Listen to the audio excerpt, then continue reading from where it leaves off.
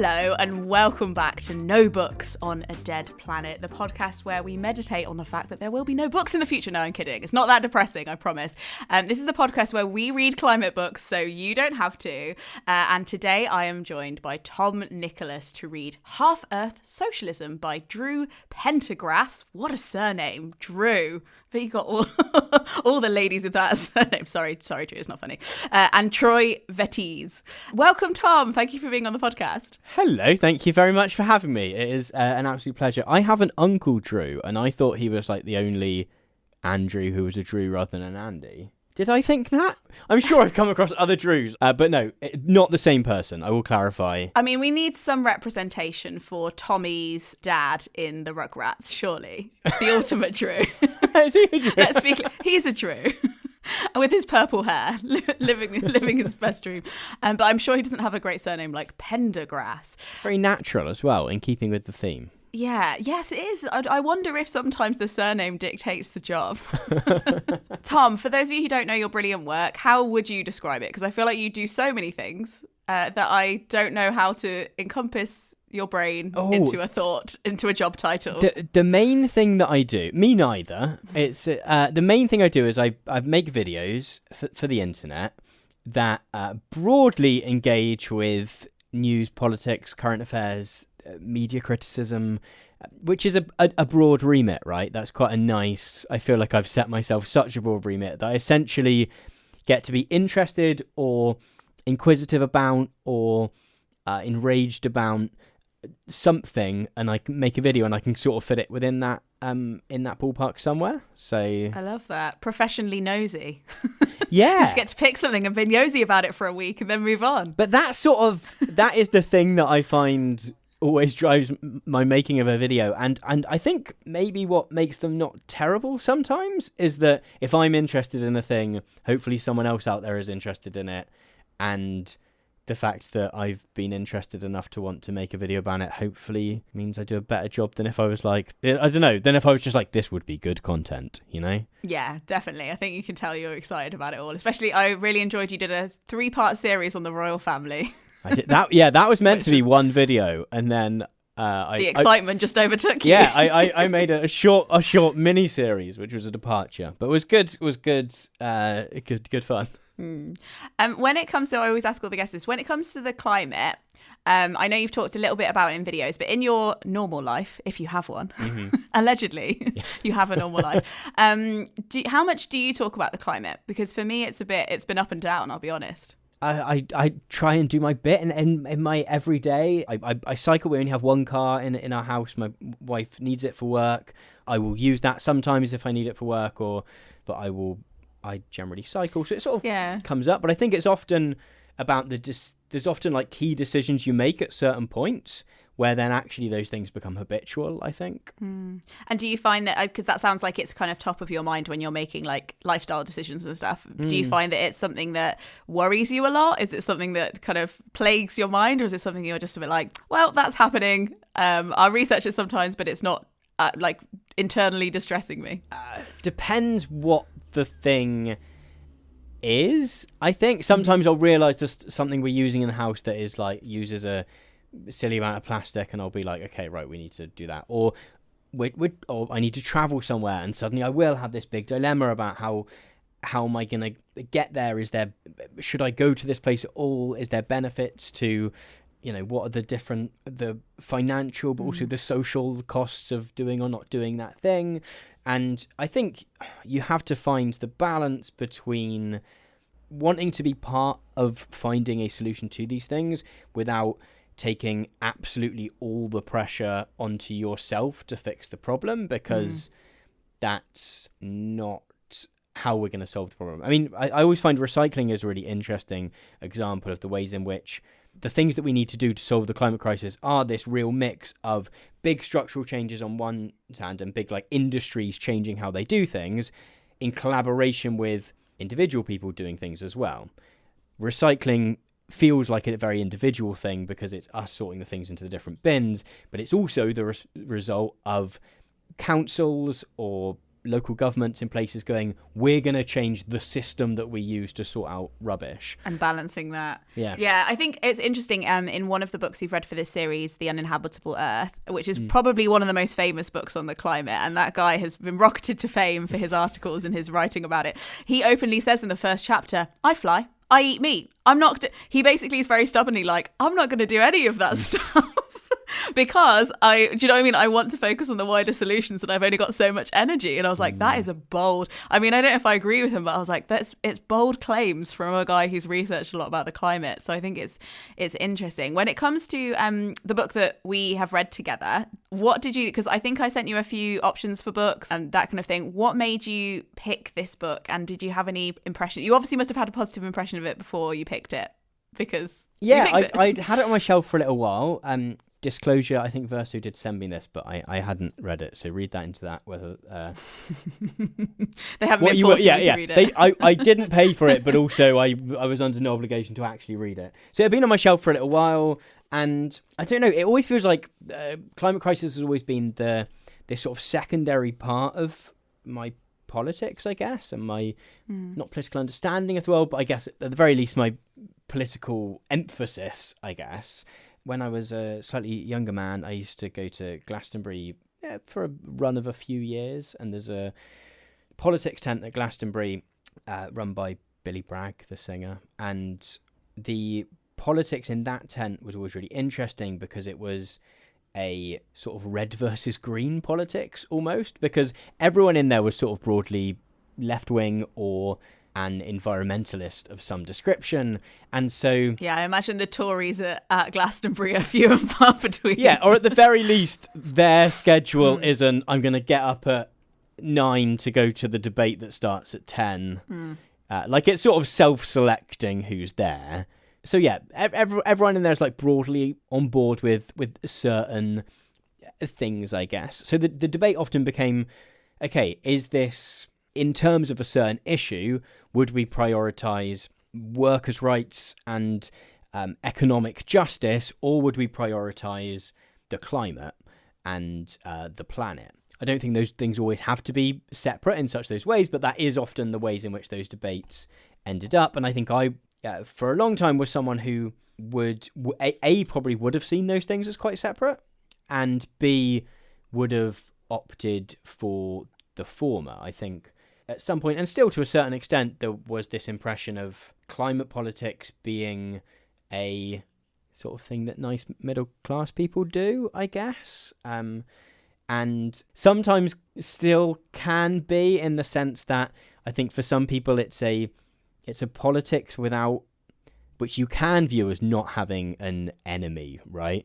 So it becomes a politics that isn't antagonistic, because I won't say who, but like a while ago I saw a tweet by a science communicator who described climate change as being a scientific problem, as being, we're putting too much carbon into the atmosphere, we need to be doing less of that, and we need to get some of it out. And you can view it in that way, and in that way it's like a sort of nice thing to do, isn't it? Because there's no bad guys, you're not having arguments with any, you're just fighting some science. It's a cleansing ritual, if anything. Yeah, whereas actually the people that are enabling more carbon to be released, like it's the political systems that exist around that sort of very scientific view of things that are the problem. So, sorry, back to the thing. The peel of it was me going, oh, I think this is going to have something to say to that, right? And this is going to help me root a climate politics within an economic politics that I'm already quite comfortable with, and find out how those things can really link together. So it's that you had these two ideas, but this book was kind of getting the needle and sewing them together a little bit. Do you feel like it did that for you? I feel one of the main, just to say some of the arguments in the book, just to give people an overview, because I know that some of you are not going to read it, and that is totally fine. Encouraged almost, to be honest. One of the arguments is that we can't have any kind of ecological revolution that's going to last or going to actually work without it being based on the idea of socialism. And we also shouldn't bother with socialism if it's not mainly focused on the environment. That, I would say that's one of the broad arguments of the book. Would you agree? Yeah, I mean, to co-opt your podcast title, I guess there's There's no socialism on a dead planet. They can have that slogan. And I work with them merrily. Yeah. but at the same time, without socialism, there is also a dead planet, because the successes that we have had in terms of dealing with climate crisis have generally been that governments have done some regulating, and if we don't have that kind of regulation, but also the sort of reorientation of how we organise our economy to then there's always going to be someone who goes, yeah, but I could make loads more money doing the just burning plastic or whatever. Yeah, whatever definitely. The bad thing is. I think there's a great quote actually that I've written down that was the market could sell both the poison and the antidote, but it cared little about the ratio of the two. And I think that was a great quote that was just kind of explained why the pitfalls of trusting, stuff like that. Sorry, you were going to say something. Yeah, so one bit that was one of those just small chunks which suddenly clicked a couple of things together for me, and I was like, oh, that's maybe something I should have thought about before but haven't, and this book sort of unlocked for me, I guess. There's a section which they're talking about the fact that we need to eat less meat, which is a brilliant example of one of the things that maybe, like the author of, is it Davis Wallace Wells, the author of? That's him. A bit like him, I know I should eat less meat. I know I should probably eat no meat, and I occasionally attempt to cut back a bit, but I feel bad about it occasionally. Like that's the place in that journey I'm on. Not doing anything about it. Well, I'm not happy about it. I'm eating burgers, but I don't feel proud of myself. So tasty and sad. But there's a section where he talks, or the authors together presumably write about the fact that yes, there's been a rise in meat substitutes in terms of veggie burgers and sausages that are no meat sausages, and whether those are things that try and replicate being the meat itself or things that go off into a whole new world of adventure. But that selling more of those isn't actually the thing that we need to do. We need to consume less meat. Yeah. If those products end up just existing as an additional thing in addition to the amount of meat that is already consumed, like they've not really done a huge amount. They are actually meant to be a tool to reduce, and I don't know, it was just one of those things where I was like, I've never really thought about it like that. I've always walked down that aisle of the meat substitutes, sometimes bought them and thought, oh, this is sort of a generally good thing that these things are existing alongside the actual animal meat. But I'd never really thought about that element where if you're still selling the meat as well, if we're still consuming the meat as well, it doesn't really matter. Yeah, I think it's the kind of idea of just like being able to replace the components of our life and make it look relatively similar to how it looks now would be a green future. And to being like, actually, I'm afraid you're going to have to rebuild your life and all of your habits from scratch. It's like, it's hard news to hear. But I know what you mean. It's that kind of like, just because we're like replacing components of a structure doesn't mean that the structure isn't ultimately going to hurt us anyway.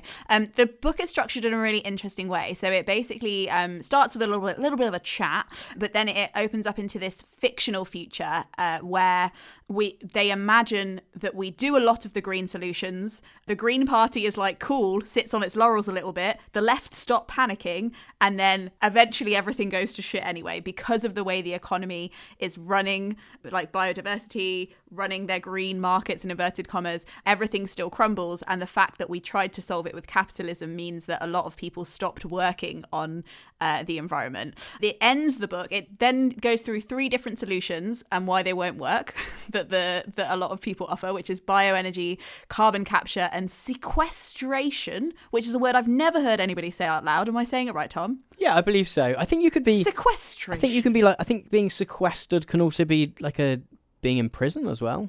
But I think so. Like, I think to be locked up, I think is to be sequestered. Yeah, I think in this context it might mean like seizing markets. So carbon sequestration is the idea that we can suck carbon back out. Well, so we can either capture it at source. So you can have in a factory, you can have I'm sure this is a major simplification, but you could capture the carbon that otherwise would be released, or you can have these magical facilities in the middle of nowhere, which are essentially big hoovers that suck in air and take out all the carbon in the air and then pump out fresh air. You can't have these. Don't work, by the way. And then you don't get excited. You can, yeah. Don't get too excited.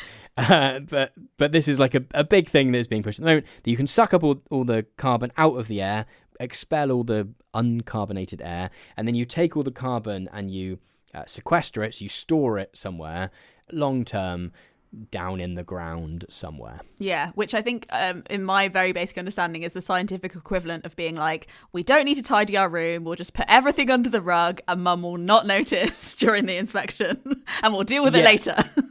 And also the tidying is that you're taking like individual specks of dust and you're putting them under the rug whilst at the same time you have a very molty sort of cat running around molting its hair everywhere. Yeah, I think this is the kind of like analysis that's really going to break through to people. You know, these are the kind of visual aids that we need in the climate movement.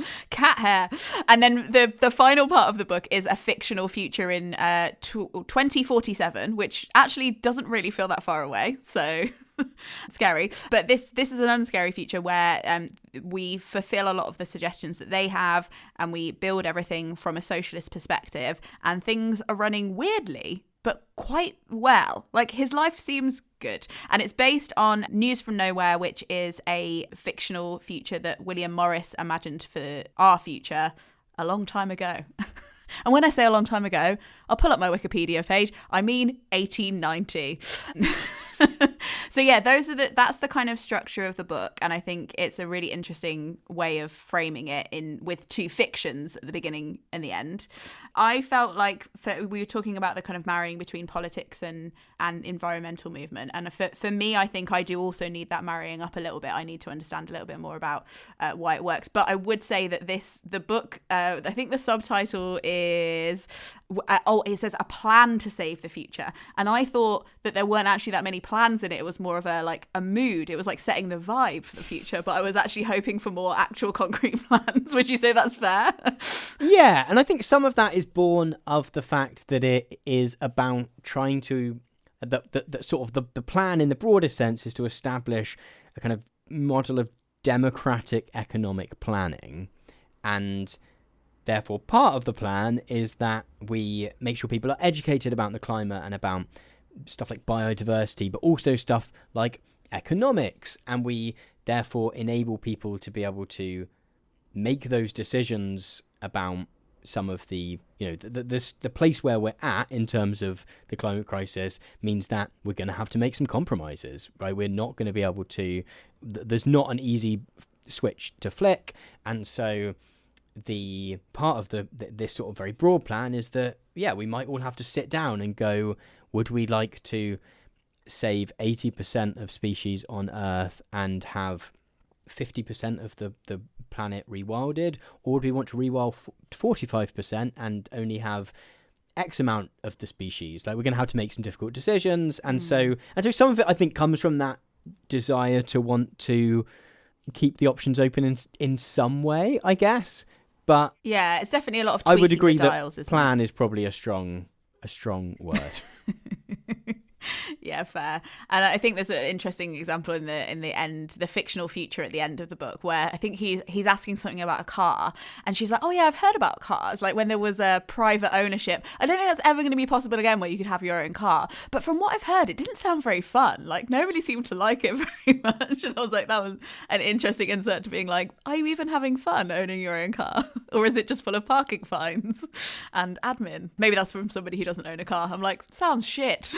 Yeah, no, so we have one car between me and my wife. She needs it for work because she has to do trips as part of work, and it's interesting how much it structures the way in which you think about like the options that you have for an evening or something. Like, I have friends who would never think about getting the bus. Like, almost that you would make the decision on whether you're going to go into town based on whether you feel like you can afford the parking that day. You wouldn't think about there being another option. You'd just be like, I don't really fancy doing X on a Saturday because the parking's expensive and it'll be busy in town, rather than going, it's actually not that far.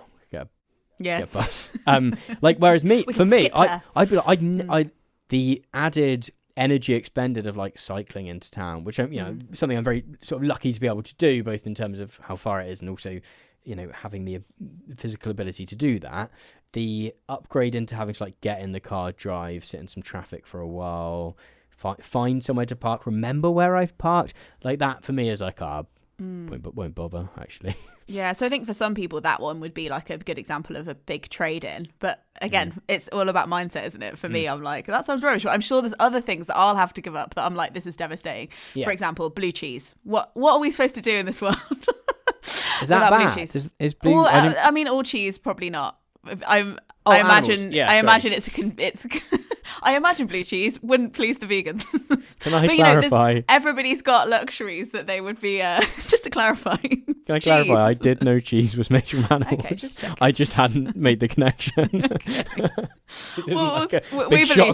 We believe you. It's been a long time. He's been on the internet too long.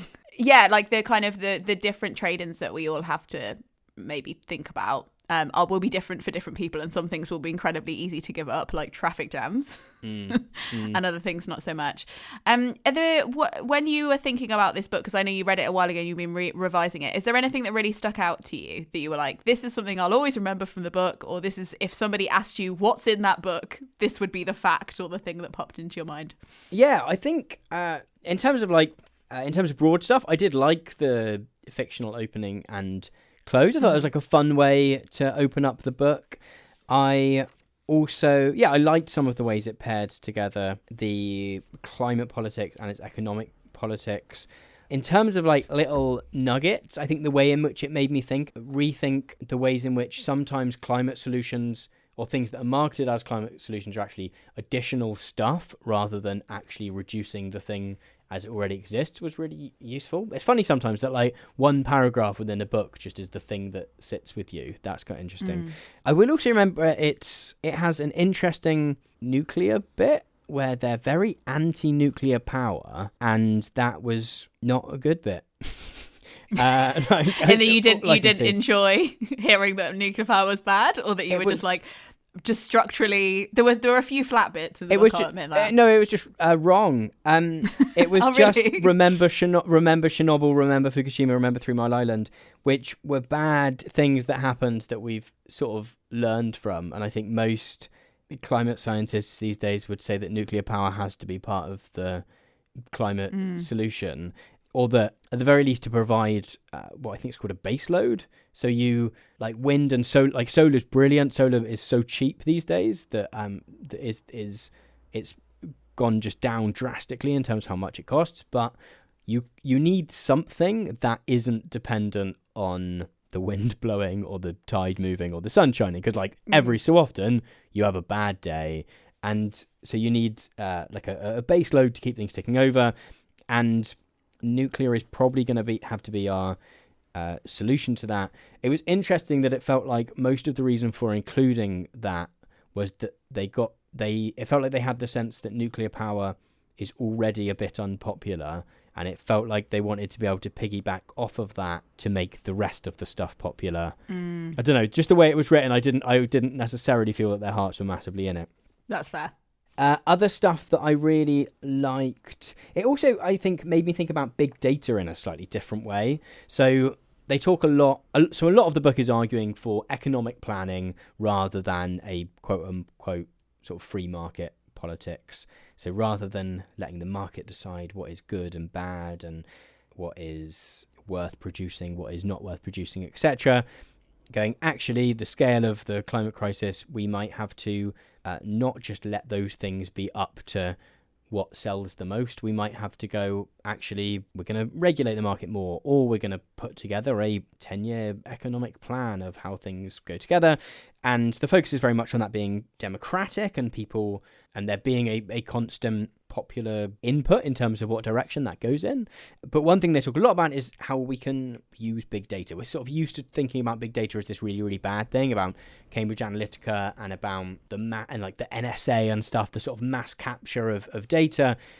Whereas we can also, if we have that kind of big data in terms of like anonymized data about what things are being bought, what aren't, how land is being used, climate data in terms of how weather systems are operating, that we can use all that to, we have very powerful computers these days. Is there a way we can use that in a really positive way to run prediction models for, if we make this decision, what effects does that have down the line? Which is stuff that I'm certain that is already happening in universities and such, but I guess is probably limited by who is willing to give you that information.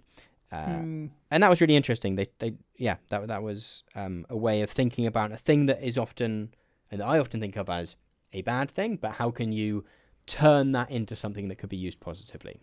There's an element of like abuse in every new technology that I think needs a law around it, and then it doesn't mean that the whole thing is bad. In the same way with like rights and stuff, I think that when we talk about optimization, you can't really do that without data, and data comes from people. So I'm much more of the persuasion that I'm like, just as long as you protect some of my general rights, I'm totally fine that you have my data. Take my cookies. Let me know what's going on. And it's the element of trust that needs to be established. Something they don't do, that I don't think they do say explicitly in the book, but I guess there is that separation with data, particularly in terms of like big data and kind of, I don't know, small data maybe? I don't know what it's called, but how many people are visiting ... website, or is a slightly different question to what websites is Lena Norms visiting on Friday? Do you know what I mean? Like, the is she planning a Just Stop Oil protest? There's ways of picking up the big data without the minute tracking of individuals, I guess. Yeah, totally. Something I thought was really interesting as well, that I just it never come across it. And again, some of it, I need to read more books on the climate, because I feel like some parts of this, I don't completely trust the narrators of this book, in that I think sometimes, I think you're right, I didn't know about the nuclear thing, but I think there's a few other points that I was like, I'm not sure if that's completely true. But something interesting that they put forward is that they think that one of the frameworks for the environmental crisis all go back to 3 works that were all written in 1798, which seems a little convenient. And I don't know if so it's very true. One of them was by Hegel, one of them was Malthusianism. Malthusianism. I've only read it written down. I've never talked to anybody about it. And then the other one was about ecological skepticism by Jenna Wright. But I think that was all interesting in the point that they tried to make at the end, was that it's important that people on the left know that people have been talking about this for a very long time, and the question of whether nature is knowable or predictable is something that's been in our consciousness for a long time, and whether it's possible. And they used the example of the Biosphere 2, which was the experiment that they did to try and see if they could replicate Earth's atmosphere and some of the like biodiversity within it, and it died. It didn't go well from what I can remember in the book. They elaborated further, but it wasn't possible. So I thought that was really interesting as well, this idea of like trying to curb nature and our relationship to it, and how arrogant we can be when we use predictors to say, will this work, will this not work? So I think that was really interesting. And they also had a really big section on Mary Shelley, which I wasn't expecting, and the connections with Frankenstein and the eco world, which I'm now going to go and read loads more about. So in a lot of ways, I think this book was great, because it pointed out a lot of things to me that I was like, I'm going to go away, sirs, and read somebody else's writing on that now, because I know that existed. So I think in that way, there were a lot of like points that for me like weren't complete, but they gave me good ideas of what else to go and research afterwards. And I think it does get across that broad idea of viewing ourselves as part of an ecosystem, right? That rather than, it sort of paints this vision of left-wing, or at least Marxist thought, as being a tradition in which history has been viewed as humanity's victory over nature, which I'm not sure is entirely fair. I think it's probably a thing that is underthought rather than has been explicitly said that way, maybe, I guess. But it's certainly an interesting provocation to actually go, no, we are part of these systems. We are really reliant on them in the same way that they are reliant on us. And I think that can sound sometimes like a really like hippy dippy thing to say, like, aren't we just monkeys that built computers? But in some ways we are just monkeys that built computers. You know, we're learning at the moment that, you know, if the bees go, bees aren't just a thing that sting us. If the bees go, that's actually bad. We need the bees. Mm. We need the bees. Sorry, I can't remember where I thought it was going. How else could you say it? We need the bees. Shout it loud. But there's lots of things that we've been taught to despise, like wolves as well. We need the wolves. We've been loads of fairy tales about how wolves are bad and scary. Actually, we need wolves back in the UK. They're working on it. But yeah, stuff like that is unexpectedly, actually, we know very little. Yeah, and that I think that's what you were getting across, was that sense of nature as kind of always a little bit unknowable, because I think the book discusses the ways in which the economy, so sort of free market economists view the economy as kind of a computer in which the information that is happening is who is buying which stock and which share, who is buying certain products and not buying certain products, who is taking certain jobs, what is unemployment, like that the economy is some kind of magical computer that makes decisions and sort of optimizes the world for the things that we need and to distribute resources. The book argues that actually we could use actual computers to do economic planning, to work out some of those things, whilst also factoring in stuff like social and economic justice, which the quote-unquote computer of the economy generally isn't very good at optimizing for. But actually, nature in some respects does its own computing that we don't quite understand always, in terms of, we do it at school where if you have more of one animal, they eat too many of the other animal and it knocks things off. And I'm not an ecologist, but I know those things change over time.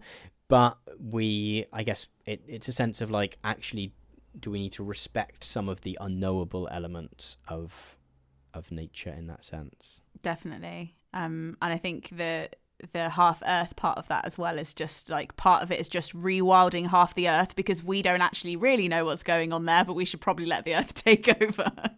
Was interesting as well, this idea that that giving at least half of the landmass over to but when I'm saying that, does that sound possible to you? Do you feel like, after reading this book, or just in general, the utopia at the end of the book, do you feel like that? Because a world where half the world is rewild, we have energy quotas, everybody is vegan, and we generally live under a planned socialist economy. Are you feeling? It feels like a lot. Like the sort of provocation you're referring to is that I think the calculation is that you need to rewild half the Earth to save like 82%, I think it is, of species, and to stop, or to at least limit this kind of sixth mass extinction that we hear a lot about. By 2047, no, I don't think that's doable. I think we are likely to see more economic planning come into the ways in which markets are looked after. I think that seems to be happening in a sense. There are elements of sort of Joe Biden's economic policy which have been a little bit more interventionist maybe than previous US presidents. It looks like we've just been through a pandemic in which we saw programs that would have been unthinkable a year before, like the government paying people's salaries in order to keep them at home, or in the US doing stimulus checks to try and boost the economy afterwards. We've seen those kind of interventions in the economy which would otherwise have been, and probably if you asked some economists now, would or some economists to the right at least, would have been deemed unthinkable without that. So maybe once climate crisis does come knocking a little bit more on the doors of wealthier countries, maybe we do start to see more of that. I don't think we're going to be living on communes. I think that's maybe a little bit optimistic. But, I mean, they give the quote at the beginning, I can't think who it is. It's a relatively sort of famous quote. The Oscar Wilde quote about utopias. Yes. So the it's something to the effect of, we need utopias. Let me see if I can find it. So it's a map of the world that does not include utopia is not worth even glancing at, for it leaves out the one country at which humanity is always landing, and when humanity lands there, it looks out and, seeing a better country, sets sail. Progress is the realization of utopias. So I think there is the intentional inclusion of a utopian vision of how, like, I don't necessarily know that they are imagining that we're going to definitely get there, if that makes sense. Yeah. I think if I was going to say, like, if there's a couple of things that I would take away if somebody was like, what was that book about? I'd say that one of their main one of the main feelings I get from both of them is that they actually think I wrote down a quote about it. Oh yes, I did. For too long the left has been better at critiquing than creating its own positive proposals, and I think that is valid. While I don't agree with all of their proposals, I think that you're right. It's like we need some kind of vision. I'm not convinced that their vision will be possible by 2047. Yeah, I'd also argue that they do a lot of critiquing throughout the book rather than necessarily proposals. But yeah, and actually, I do think there is real value in small proposals sometimes. Actually, that there is already, or at least examples which are rooted. There's a book called The People's Republic of Walmart. Sorry, I was looking for it, and which is all about how Amazon is essentially a planned economy. It's just a private planned economy. Ooh. So like 50% of all retail in America is run by a centralized corporation that is always making decisions about maybe not what products being listed, because actually a lot of it's the marketplace is more and more of the business these days, but a lot of it happens in-house, right? Amazon has its own warehouses, it delivers the stuff itself, and although a lot of what is listed these days is not listed by Amazon itself, it's third-party sellers, it is a huge part of the American economy that is essentially run by one company, and they sort of look at Walmart in much the same way, and it makes decisions. The fact that both Walmart and Amazon are such big sellers means that if you produce a product, you have to make it sellable on Amazon, or you have to make it sellable in Walmart, because else you miss out on a huge part of the market.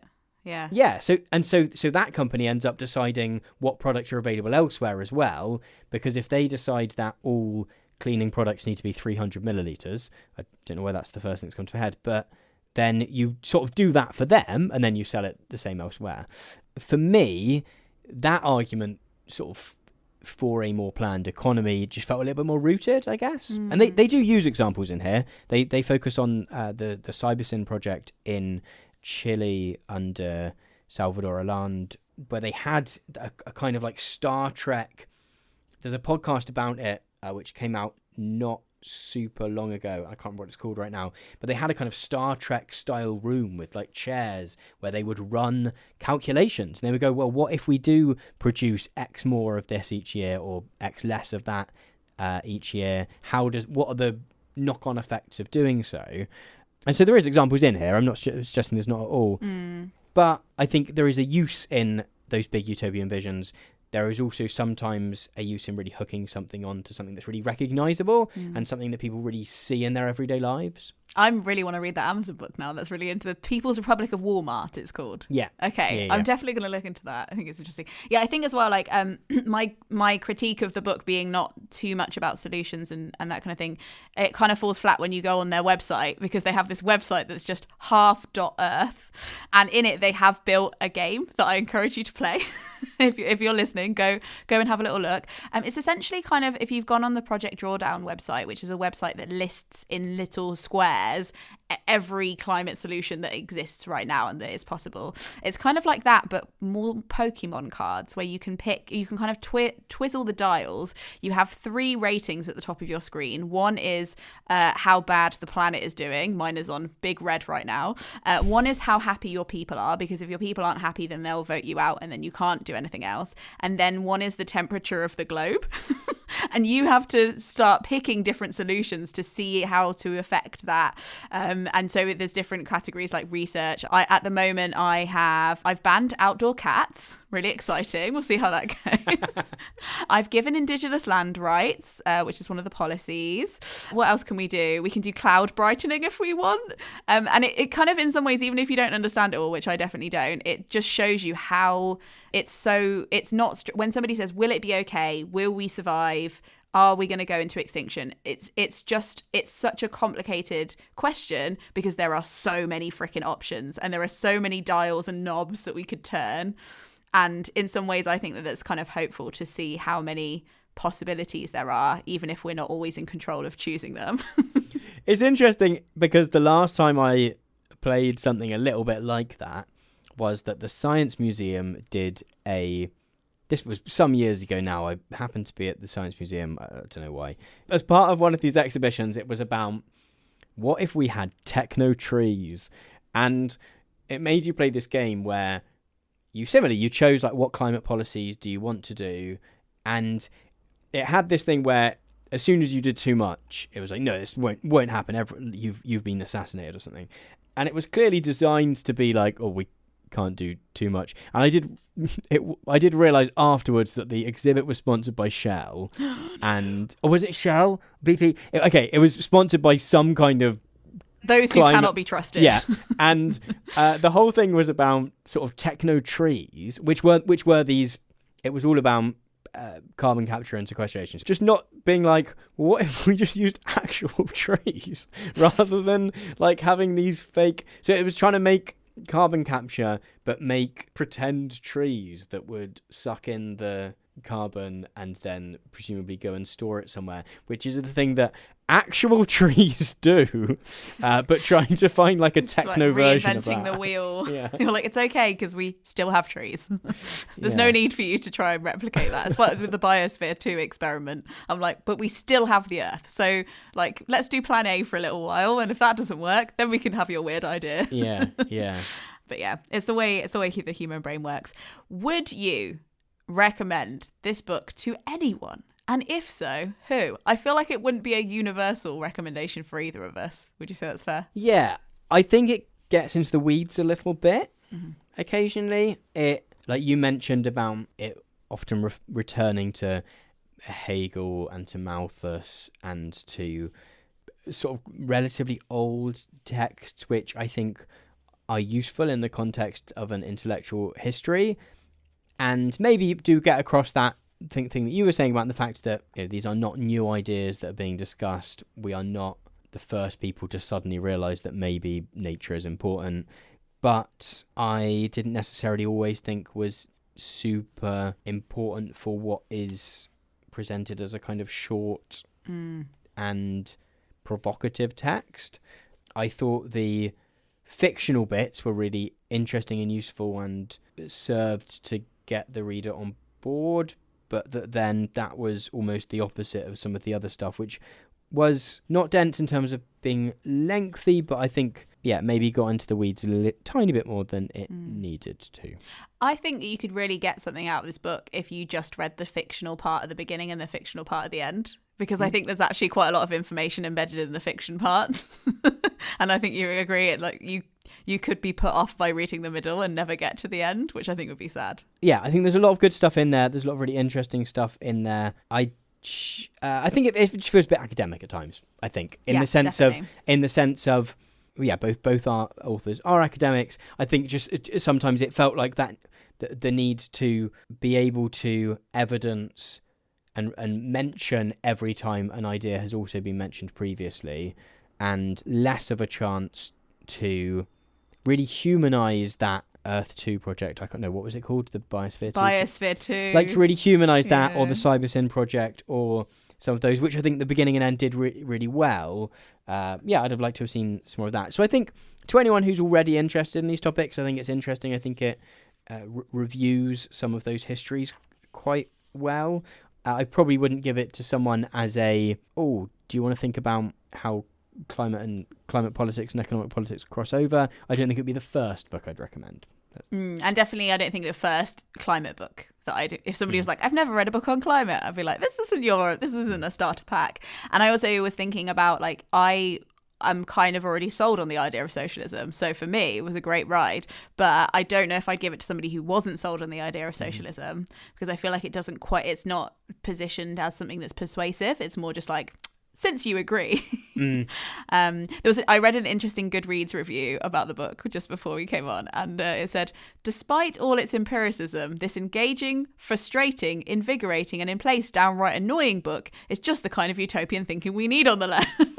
And I think it's the thing of, like, everybody was like, I didn't really enjoy this, but I did feel like it was good. It was kind of like almost like the broccoli of the climate books. It's like, yeah, we do need a book like this, but I don't think anybody had a 5-star review to give it. So I think that was interesting. And I think the game's cool. And the game is really cool. You should totally play the game. I did. It was a little while ago that I played it. And that is a very different way of presenting stuff, which I think is fun and useful and novel and cool. Yeah, and I think it's the weird thing about like different mixed media things is that without the book I wouldn't have known about the game. Sometimes you need like a little bit of both. I feel like they need more than one medium to explain their ideas, and just the book alone isn't really enough. And I think that together they make a better pairing. But yeah, okay, brilliant. So we're lightly recommending it to some people, but hopefully from this podcast you got enough of the nuggets of the interesting parts of this book without having to read it, which is after all the point. Thank you so much for reading this book with me, Tom. I know that it was a bit of a struggle at points, so I'm glad that we got to it. But yeah, if people want to look at your work, where's the best place that they should start? Where's your online website game? Why don't you have an interactive? Oh, that'd be fun. I'd like to do a game show, I think, at some point. That'd be quite fun. That'd be great. Yeah, my name's Tom Nicholas, and you can type that into YouTube and some videos will come up, and I don't know, like maybe some of them aren't bad. I don't know, like give them a shot. Who knows? Who knows? And you've got a podcast too. Called Induction, and Lena was on an episode, and you should check that one out. Yeah. Rep the podcast too. Very important. Thank you so much for listening to No Books on a Dead Planet. You've got loads of other episodes to flick through, so go and listen to another one. Why not? And we'll see you soon. Happy reading.